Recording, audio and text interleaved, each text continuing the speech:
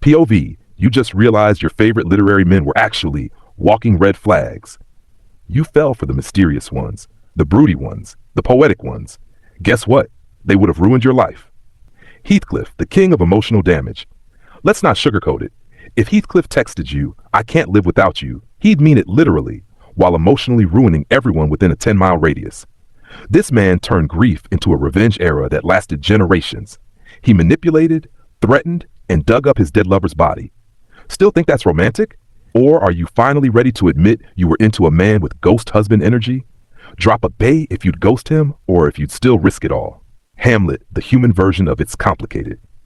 You ever dated a guy who overthinks everything, spirals at 2 a.m., and blames the world for his trust issues? Congrats, you've dated Hamlet. He told Ophelia to go to a nunnery, stabbed someone through a curtain, and still found time for 5 soliloquies. He's not deep, babe. He's emotionally unavailable in iambic pentameter. Is he a philosopher or just your toxic ex with a skull collection?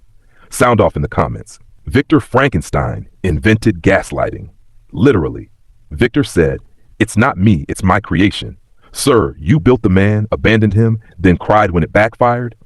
This isn't science, it's a lifetime subscription to Deadbeat Dad's Monthly. He ran from responsibility faster than his creature ran from villagers. Be honest, is Victor the villain or just a man who never learned accountability? Argue it out below. Mr. Rochester, if red flags were Victorian, imagine falling for a guy who's charming, mysterious, and oh yeah, has a secret wife locked in his attic. Rochester really said, "Let's get married," while knowing full well he had a whole fire-starting spouse upstairs. The audacity? Astronomical.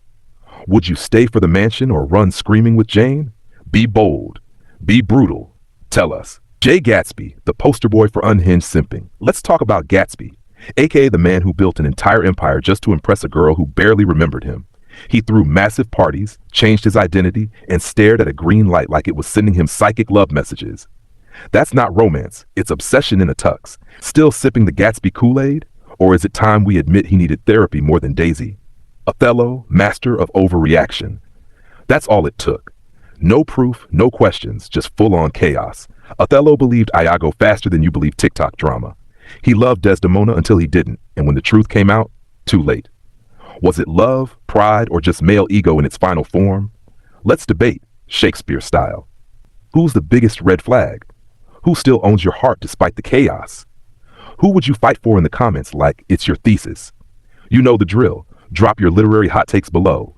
No judgment, just vibes and violent agreements.